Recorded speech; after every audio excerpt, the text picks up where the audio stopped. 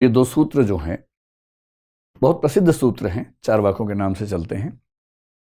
पहला है यावत जीवेत सुखम जीवेत, जब तक जियो सुख से जियो। ऋणम कृत्वा घृतम पिबेत, ऋण लेकर उधार लेकर भी पीना पड़े तो पियो, लेकिन घी पियो। हालांकि वो पीते कुछ और थे, लेकिन घी बोल रहे हैं यहाँ पर। घी पियो।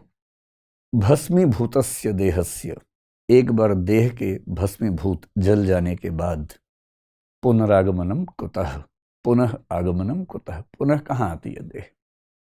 शरीर फिर नहीं आता है। एक ही बार का जीवन है, उसी को भरपूर जीना है और इस जीवन में खूब भोग करना है, सुख अर्जित करने हैं, जरूरी हो तो उधार लेके करने हैं और मौज में रहना है, सुख से जीना है। ये पूरे भारतीय दर्शन में कोई दूसरा संप्रदाय नहीं कहता है। भारत के 9 स्कूल्स में से 8 कहते हैं कि जीवन का अंतिम उद्देश्य मोक्ष प्राप्त करना है।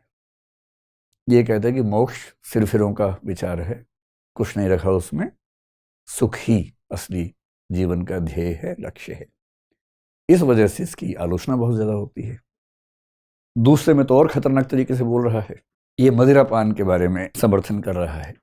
पीत्वा पीत्वा पुनः पीत्वा यावत पतते भूतले, पीते रहो पुनः पीत्वा, फिर पीते रहो, यावत जब तक कि पतते गिर पड़ो भूतले जमीन पर।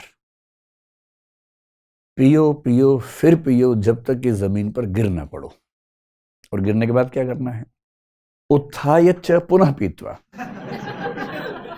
गिरने के बाद फिर हिम्मत समेट के उठना है। उत्थाय च पुनः पीत्वा, उठो फिर पियो। क्यों?